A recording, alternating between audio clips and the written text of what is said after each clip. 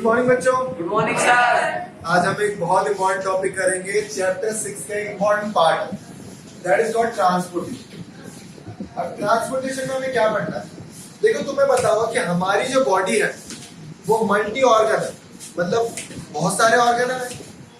Heart है, lungs है, intestine है, फिर हाथ पैर, ये सब भी है। इनको कोऑर्डिनेट करने के लिए, इनको चलाते रहने के लिए मेरे को रेगुलर सप्लाई चाहिए, किसकी? फूड की और एनर्जी की। और भाई उसको बहुत ज्यादा इंपॉर्टेंट है, रेस्पिरेशन करने के लिए बताया था ना, ऑक्सीजन। मैंने क्या बताया था कि अगर कहीं भी ऑक्सीजन की सप्लाई नहीं पहुंची तो वो पार्ट डेड हो जाए, वो पार्ट डेड हो जाता है। जैसे पैर सो जाता है हमारा कई बार, वो क्यों सो जाता है? क्योंकि ऑक्सीजन की सप्लाई रुक गई है, ब्लड फ्लो रुक गया है। अभी ऑक्सीजन को ले जाना, ये सारा काम कौन करता है? तो ये सारा काम कौन करता है? आर्टरीज और वेन्स।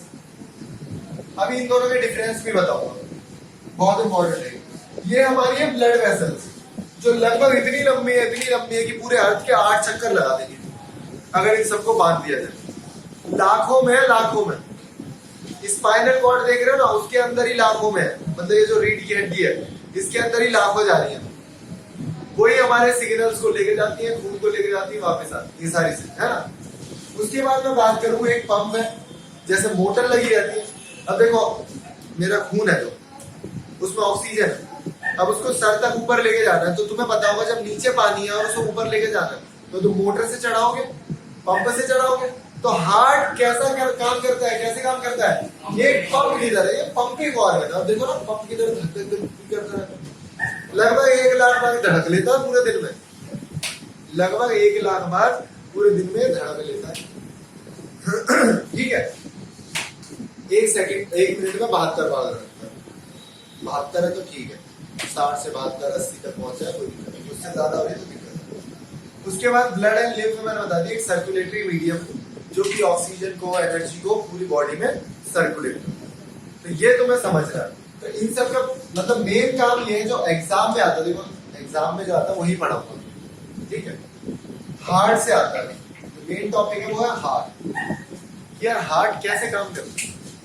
हार्ट जो है वो कैसे काम करता है? अब जो हार्ट होता है, जो तुमने बचपन में देखा हो, ये वाला हार्ट नहीं बनाऊंगा मैं जो एक्चुअल हार्ट है, जो उसका 5वां डायग्राम, वो बना के तुम्हें समझाने की कोशिश करूंगा कि कैसे कैसे कहां कहां ब्लड आता है और किस तरीके से वो पूरा फंक्शन करता है, ठीक है। तो आपको ये लिखना है तो लिख लो। आर्टरीज और वेन में मैं तुम्हें बता दूं एक डिफरेंस छोटा सा, जो तुम्हें काम आएगा। आर्टरीज जो होती है वो हमेशा ऑक्सीजन वाले ब्लड को कैरी करती है, ऑक्सीजनेटेड ब्लड जो होगा उसे कैरी करती है, ठीक है। वेन्स जो होंगी, वेन्स जो है वो डीऑक्सीजनेटेड और डीऑक्सीजनेटेड ब्लड कैरी करता है, ठीक है। ऑक्सीजनेटेड ब्लड कौन कैरी करता है? आर्टरीज। डीऑक्सीजनेटेड ब्लड कौन कैरी करता है? वेन्स।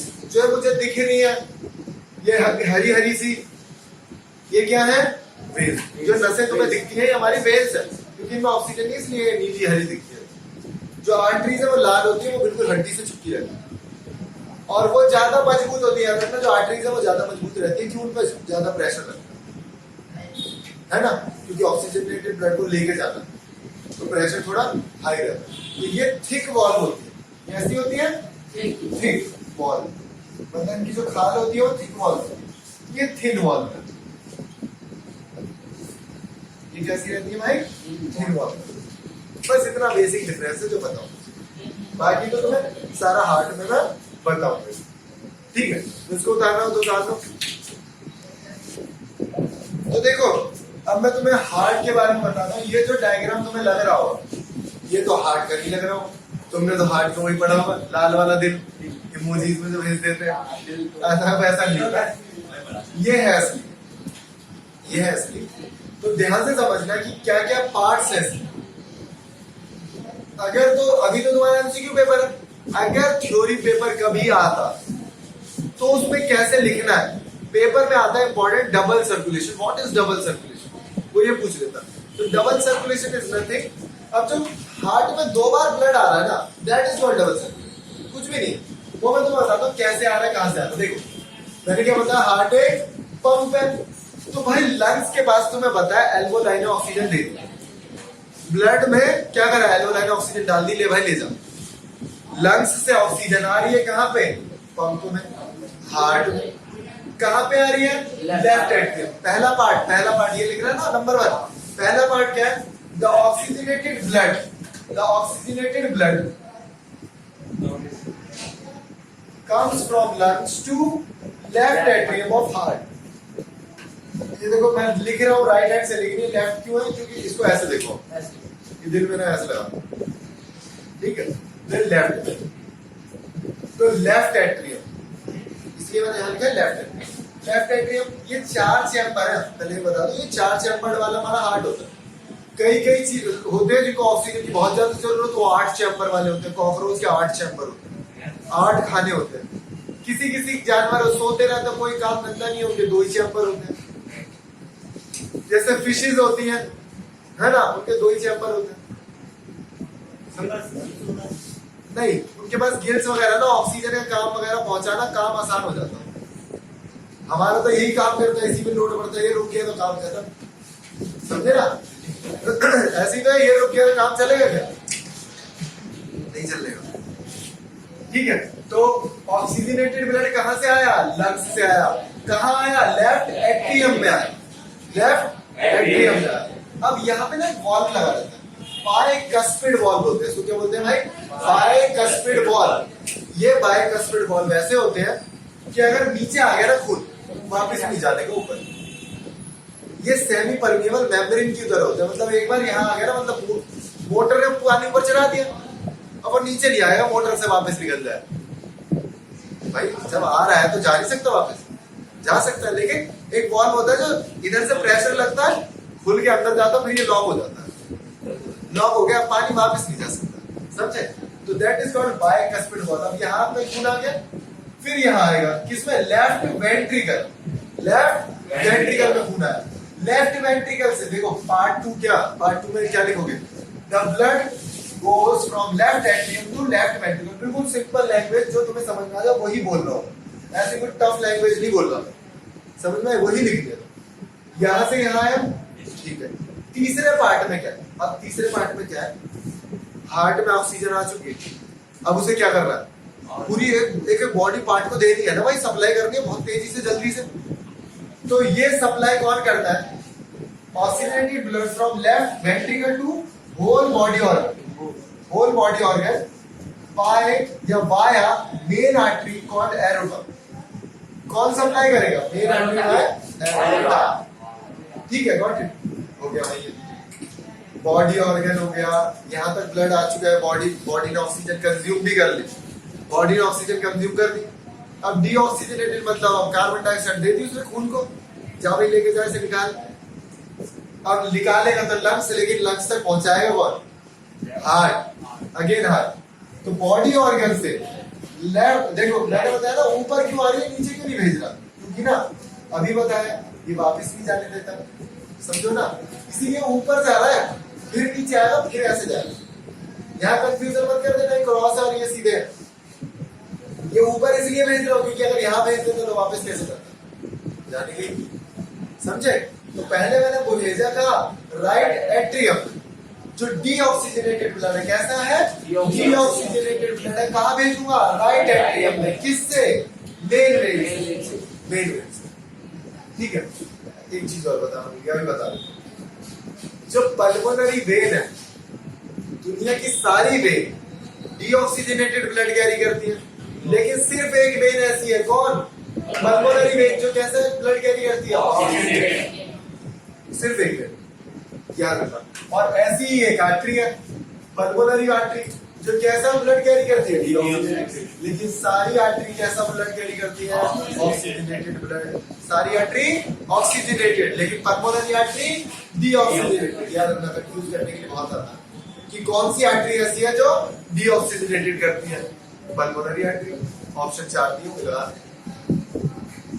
तो डीऑक्सीजनेटेड ब्लड राइट एट्रियम में, राइट एट्रियम से राइट वेंट्रिकल में, राइट वेंट्रिकल से फिर लंग्स में। लंग्स के पास कार्बन डाइऑक्साइड पहुंच गई है, अब कार्बन डाइऑक्साइड को एल्वोलाई एक्सचेंज कर देगी, उसके बाद वापस भेज देगी, काम खत्म। यही सारा काम कितनी तेज होता होगा सोचो, 1 सेकंड में सारा काम हो जाएगा। 1 सेकंड, 1 मिनट में 72 बार धड़क रहा है, तो मैं बोलूं 60 बार भी धड़क रहा है, तो 1 सेकंड में 1 बार धड़क रहा है ना, तो काम हो रहा है कि नहीं हो रहा? समझे कितना फास्ट है? ये तो कुछ भी नहीं है, ये चीजें तो कुछ भी नहीं है कि जो मैसेज पहुंचते हैं ना, वो तो ये लगा लो बहुत ही तेज पहुंचते हैं, मतलब बिजली की रफ्तार से ये होता है, जो मैसेज पहुंचते हैं। जैसे मैं यहाँ से कुछ फेंकूं, बुलेट मारूंगा तो बच भी जाए, समझा? मूवीज में देखा हुआ बुलेट आ रही वो ऐसे हो गया, बच जाते हैं। अरे वो तो अलग से साउथ वालों की नहीं, देश वालों की बात। ठीक है, तो ये है हमारी लंग्स का पूरा डायग्राम बना दिया। देखो ध्यान से, एक बार लंग्स से ब्लड इधर आया, फिर दोबारा से बॉडी में गया, फिर बॉडी से दोबारा हार्ट में आया, फिर लंग्स में गया, तो कितनी बार आ रहा है? 2 बार। That's why that is called double circulation। ठीक है, ये सर्कुलेशन समझ में? बस डायग्राम याद रखोगे तो बिल्कुल सिंपल डायग्राम बनाया भाई, बिल्कुल सिंपल, ताकि सारी चीजें तुम्हें समझ में आ जाए कहां से क्या हो रहा है। ठीक है, बोलेगा कि बॉडी में ऑर्गन, बॉडी ऑर्गन में कौन पहुंचाता है ब्लड? मेन आर्टरी, क्या नाम है? एरोटा। बॉडी ऑर्गन से लेके कौन जाता है गंदा खून? वेन में, वेना कावा बोलते हैं, वेना कावा, इसका नाम भी। ठीक है, तो ये पढ़ना है तुम्हें, ये इम्पोर्टेंट टॉपिक।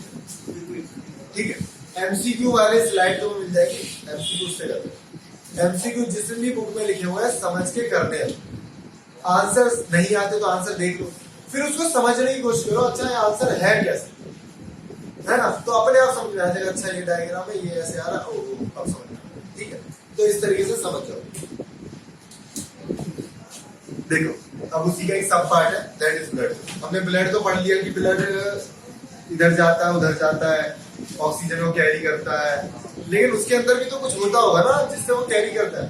अब सुनो मेरी बात, ब्लड के कुछ कंपोनेंट हैं। ब्लड जो है वो एक कनेक्टिव टिश्यू है भाई, वो एक कनेक्टिव टिश्यू है और उसके कुछ पार्ट है। अब मेन देखो, ध्यान से देखना, इसके 2 पार्ट है, एक तो लिक्विड पार्ट है जिसे हम कहते हैं प्लाज्मा, जिसके अंदर 95% वाटर ही होता है, ये येलो कलर का एक लिक्विड होता है। ठीक है, तो yellow colour fluid contain 95% of water, और जो 10% बच गया ना, उसमें क्या होगा? आयंस होंगे, प्लाज्मा होगा, प्रोटीन होगा, ये सब। ये तो क्या प्लाज्मा। बाकी ये ग्रेनुअल कंपोनेंट है। ये ग्रेनुअल क्या होता है? ग्रेन्स, मैंने ना पानी में कुछ ग्रेन्स डाल दी, ग्रेन्स मतलब हाँ ये लगा लो, गेहूं, सही है, गेहूं डाल दिया। अभी जैसे यहाँ पे गेहूं पड़े हुए हैं, अभी उन गेहूं को फ्लो करवाना, मुझे फ्लो करा दो बिना पानी के? नहीं, यहाँ से मुझे वहां ले जाने, गेहूं नहीं ले जा सकता मैं, तो पानी डालूंगा तो चले जाएंगे। तो समझना कि ये जो कंपोनेंट्स है ना, जो ब्लड कार्पेसेल्स है, जिसे हम रेड ब्लड सेल्स कहते हैं, वो रेड ब्लड कार्पेसेल्स है। ये रहा, तो भाई जो ये रेड ब्लड कार्पेसेल्स हैं, इनको फ्लो कराने के लिए प्लाज्मा हेल्प करता है। ये फ्लो नहीं होंगे, डिस्क लाइक एक कैरम बोर्ड की गोटियां होती है ना, बिल्कुल वैसे होते हैं सेल्स की तरह, गोल गोल गोल गोल। इसमें न्यूक्लियस होता है रेड ब्लड सेल में, व्हाइट ब्लड सेल में न्यूक्लियस नहीं होता। हाँ, इसीलिए कोरोना की वैक्सीन नहीं होता, क्योंकि वायरस है वो, और उसका अगर मैं एंटीडोट बनाता हूँ तो वो व्हाइट ब्लड सेल्स को भी मार देगा, अगर रेड ब्लड सेल्स को नहीं मारेगा, क्योंकि उसमें न्यूक्लियस है। समझे? इसीलिए वायरस की वैक्सीन बनाना नेक्स्ट टू इम्पॉसिबल है, बने तो बन जाए। उसका मतलब एंटीडोट नहीं बना पा रहे हम लोग, वैक्सीन अलग होती है, बता दूंगा क्या हिसाब। ठीक है, अब ध्यान से देखना कि भाई रेड ब्लड सेल्स का काम क्या है? कैरी ऑक्सीजन और CO2। इसके अंदर हीमोग्लोबिन होता है, जो कि एक रेड कलर का पिगमेंट है। मैंने तुम्हें बताया था, एक बोतल है, एक गिलास है मान लो पानी का, उसमें एक ढक्कन रूअफ़ज़ा डाल दो, पूरा लाल हो गया, बिल्कुल वैसी है भाई। प्लाज्मा की क्वांटिटी ज्यादा है येलो कलर की, लेकिन जैसे उसमें हीमोग्लोबिन डाला, खून कैसा हो गया? खून कैसा हो गया? बहुत ही अलग तरीके का कंपोनेंट है। दो चार चीजें मिली हुई है ना इसमें। जैसे दूध होता है ना, उसमें भी दो चार चीजें, दूध में पानी भी होता है, प्रोटीन भी होता है, बहुत सारी चीजें मिली हुई है, समझे। अब होता क्या है, ध्यान से समझना, ब्लड अगर फ्लो नहीं हो रहा, प्रॉपर्टीज बता रहा हूं, ब्लड कैसे अपनी कैरेक्टरिस्टिक्स को चेंज करता है।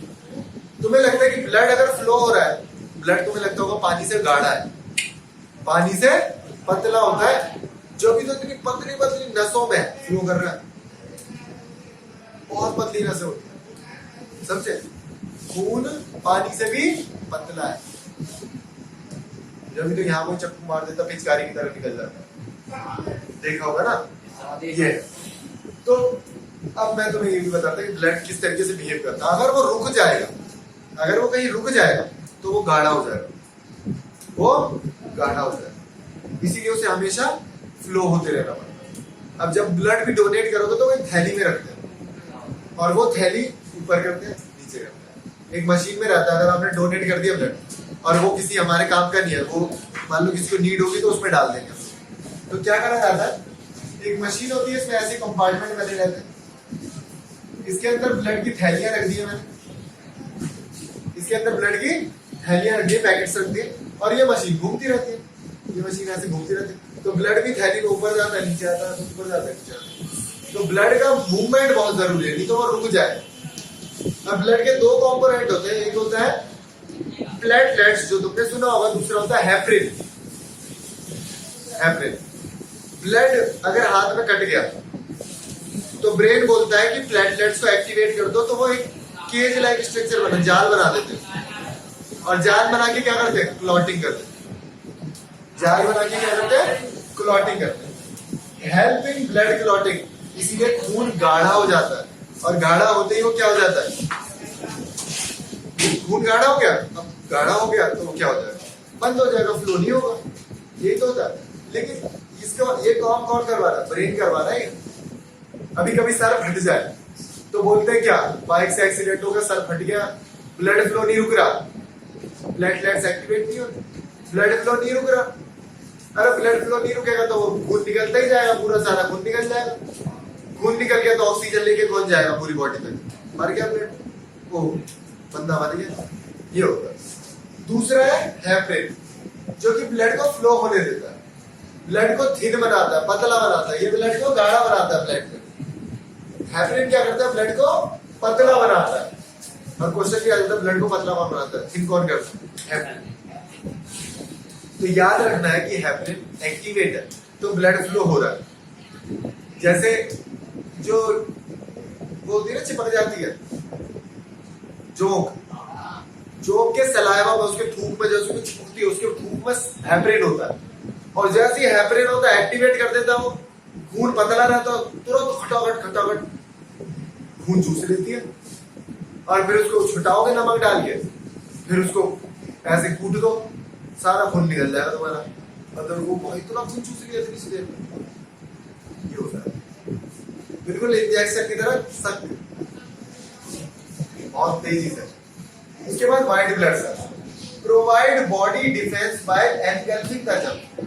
व्हाइट ब्लड सेल्स के काम क्या, व्हाइट ब्लड काम का सेल्स का, कई बार हमारी बॉडी में कुछ और एंटर हो गया जो हमारी बॉडी में खून ना एक्सेप्ट नहीं करेगा उसे, हो सकता है वो कोई वायरस हो या फिर कुछ भी हो, बैक्टीरिया हो, तो उन बैक्टीरिया से लड़ने के लिए ये तो एंटीबॉडीज बनाती है और उन बैक्टीरिया को किल करती है, नहीं तो वो बैक्टीरिया हमारे red blood cell, white blood cell सबको ही मार देंगे, खून कौन लेके जाएगा। और होता भी है भाई, हमारी तबीयत खराब हो जाती है, चल फिर नहीं पाते ढंग से, और तबीयत खराब हो गई, आईसीयू में पहुंच गया, हिल ही नहीं पा रहे, क्योंकि वो वायरस पूरी बॉडी में फैल चुका है, और वो क्या कर रहा है, इन दोनों को काम ही नहीं करने देता, काम का करने देता है इन दोनों को, ना उसे ऑक्सीजन ले जाने दे रहा है, ना उसे ग्लूकोज ले जाने दे रहा है, बिल्कुल चिपक जाता है, वो काम ही नहीं कर पाता, इसीलिए धीरे धीरे धीरे बॉडी खराब हो जाती है, और एक दिन बॉडी खत्म, समझे। तो ब्लड प्लेटलेट्स हेल्प इन, ये लिख दिया है। इसका क्या, प्रोवाइड बॉडी डिफेंस, इसीलिए छोटे बच्चों को वैक्सीनेशन लगाया जाता है। क्यों वैक्सीनेशन क्यों लगाया जाता है, क्योंकि रेड जो व्हाइट ब्लड सेल्स होते हैं वो सो रहे होते हैं, उन्हें पता ही नहीं है यार माहौल के बारे में, तो जब क्या करते हैं, वैक्सीनेशन लगाया जाता है, जब वैक्सीनेशन लगाया जाता है तो वो क्या है, वैक्सीनेशन कुछ नहीं है, वही जो वायरस आने वाला है ना उसकी डेड सेल्स है। अब एक तरह की डेड सेल्स है, वो करेंगे क्या, ज्यादा से ज्यादा तबीयत खराब कर देंगे। इसीलिए वैक्सीनेशन के बाद तबीयत खराब हो जाती है। भैया की हो गई थी तबीयत खराब, छुट्टी मार लेने में, ऐसे ही होता है। अब किसी की एंटीबॉडीज स्ट्रांग होती है, मेरी बहुत स्ट्रांग थी, मेरे उसके बाद रेस भी थी अगले दिन, मैं जीत गया। ठीक है, तो सारा खेल क्या रहता है, एंटीबॉडीज कितनी स्ट्रांग है आपकी, सारा खेल ये रहता है एंटीबॉडीज कितनी स्ट्रांग। अब एंटीबॉडीज ठीक ठाक है, तो जैसे मैं बच्चे की बात कर रहा था, तो बच्चे की एंटीबॉडीज जो है वो सो रही होती है, उनको कुछ ही नहीं पता ही क्या, तो अभी डेवलप हुई है, उनको धीरे धीरे माहौल में पता लगेगा, है ना। इसीलिए छोटे बच्चों की तबीयत बहुत जल्दी खराब होती है, उन्हें बाहर का कुछ भी कर दो तबीयत खराब। एंटीबॉडीज एक्टिवेट नहीं है ना, पता ही नहीं है कोई जम्स आ गया उनको कैसे किल करना है। और छोटे बच्चे को तो लड़ाई करके आए थे, पता ही नहीं कैसे लड़ते, क्या करें, आएगा रोएगा, यही होता है ना। तो यही है, अभी ये भले चक्कू पड़ी हो साइड में, मारेगा जी, मारेगा हाथ से। अरे भाई चक्कू भी से भी मार सकता है तू, छोटे बच्चे को तो दिमाग नहीं होता, हमें पता सीधे, अरे भाई को बिना चक्कू उठा दे घर से। ठीक है, तो ये क्या काम क्या है, व्हाइट ब्लड सेल्स को वैक्सीन डाल दी, डेड बॉडीज है, तो डेड बॉडीज ज्यादा तो कुछ परेशान नहीं करेंगे, लेकिन ब्लड को पता लग गया कि कोई और आ गया, बताएंगे भाई कोई और आया, पकड़ो इसे, टच करो इसका, पता है, और ब्लड को नहीं पता वो डेड है, हमें पता है डेड है, वो उसे पकड़ेंगे, उसे मारेंगे, मरे हुए को मारेंगे, समझे। लेकिन हाँ वो एक्टिव हो गया, तैयार हो गया, भाई ऐसा कुछ आ सकता है। अभी मरा हुआ हो चाहे जिंदा हो, बॉडी तो वैसी होगी, शेप तो साइज वैसी होगा। अभी जिंदा वाला भी अगली बार आएगा और वही बात हो, जैसे हमने ऐसा मारता है ऐसे मारेंगे, ठीक है, तैयार रखे हो। तो इसीलिए व्हाइट ब्लड सेल्स का नाम है डिफेंस सिस्टम। अब जब कोई वायरस आता है ना, जैसे HIV वायरस आ गया, तो वो मेनली काम क्या, वो वायरस ना बिल्कुल सिमिलर है व्हाइट ब्लड सेल्स की तरह, बिल्कुल। अभी मैं कोई दवाई बनाऊंगा तो यार व्हाइट ब्लड सेल्स भी मार दूंगा, वो व्हाइट ब्लड सेल्स भी मार देंगे, समझे। तो इसीलिए उसको कोई दवाई नहीं बन पाती, कोई दवाई नहीं बनती, उसको हम थोड़ा रोक सकते हैं। वो जब फैल रहा है ना पूरी बॉडी में, भाई 5 साल में पूरी बॉडी में फैल जाएगा, मर जाएगी, तो मैं दवाई से ना इतना कर सकता हूँ कि उसकी जो ग्रोथ रेट है ना, भाई वो बच्चे पैदा कर रहे होंगे, अंदर फैल रहे होंगे, उसको स्लो कर सकता हूँ। हाँ बंदा 5 साल में मर रहा था, अब 10 साल में मरेगा। व्हाइट ब्लड सेल तो वो मार ही रहा है, तो अगर उसे खांसी जुकाम भी हो गया, गया वो, खांसी जुकाम भी हो गया, गया वो काम से। एक बार ऐसे ही हुआ था, मेरा एक ऑपरेशन था, तो मैं गलती से ना HIV वाले वार्ड में चला गया, वो भी जूते पहन के, और जो डॉक्टर ने मेरी डांट लगाई ना, मैं 2 दिन तक वही घूमता रहा कि वहां आप परमिशन ही नहीं है यार, आप जा ही नहीं सकते। एक तो बॉडी बिल्कुल अलग है, ये 2 सिक्योरिटी गार्ड बैठ रखे, ये है क्या हिसाब। जाके देखो, छोटा था, चला गया, डांट, बहुत डांट लगाई। उसमें भी अलग मोजे पहन के जाना पड़ता है, पूरी बॉडी को सैनिटाइज करके घुसते हैं उसमें, क्योंकि जरा सा भी वायरस अगर मैं कैरी करके ले गया और वो वायरस उसकी बॉडी में चला गया, खत्म है। डॉक्टर पूरी साल उसे बचा रहे, मैं जाके उसे उसका टाइम मिस कर। भाई मेरे पैरों से जम्स जा सकते, हवा चल रही है, सर्कुलेट होगी, घुस गए तो खत्म, कुछ भी हो सकता है ना। और हो सकता है मेरे को कोई इन्फेक्शन हो, हॉस्पिटल में तो कोई नॉर्मल बंदा घूमता नहीं, घूमने का तो घूमने की जगह थोड़ी है, कोई पार्क थोड़ी है, भाई बीमार बंदे ही जाते हैं, बीमारी होती है हॉस्पिटल में, समझे। तो ये काम है, तो ये ब्लड काम करता है सारा, ठीक है। तो इतना ब्लड है, ये आपको समझना है कि आइंस को पहुंचाना, मैसेजेस को पहुंचाने का भी काम यही करता है। आइंस है ना, सोडियम आइन है, उसको पहुंचाना। कोई हार्मोन निकल गया, हाइट बढ़ती है हमारी, पूरी बॉडी को बढ़ाना, वही तो कर रहा है। वो तो पिट्यूटरी ग्लैंड दिमाग में निकलता है, यहां निकलता है वो जो हाइट बढ़ाने वाला है, लेकिन ऐसे ही थोड़ी दिमाग बड़ा हो जाएगा, पूरी बॉडी बड़ी हो। कुछ बीमारियां ऐसी है, देखा था कि इबोला वायरस आया था, इबोला वायरस नहीं सुना, उसमें सर बड़ा हो जाता है, बॉडी छोटी रहेगी, बॉडी इतनी सी, सर इतना बड़ा। बहुत सारे डिसऑर्डर्स हैं, अभी तो पता ही नहीं है, तो बच्चे हो ना, बड़े हो गए तो पता, ठीक है। नहीं वो तो अलग मूवी है, पा, जो मूवी पा है वो अलग है, इबोला वायरस अलग, ठीक है। तो आज के लिए बस इतना ही। नेक्स्ट क्लास का जो लेक्चर होगा उसमें हम लोग पढ़ेंगे किडनी, बहुत इंपॉर्टेंट टॉपिक है, बहुत इंपॉर्टेंट। ठीक है, तो उसको ध्यान से समझ। ठीक है, ऑल द बेस्ट।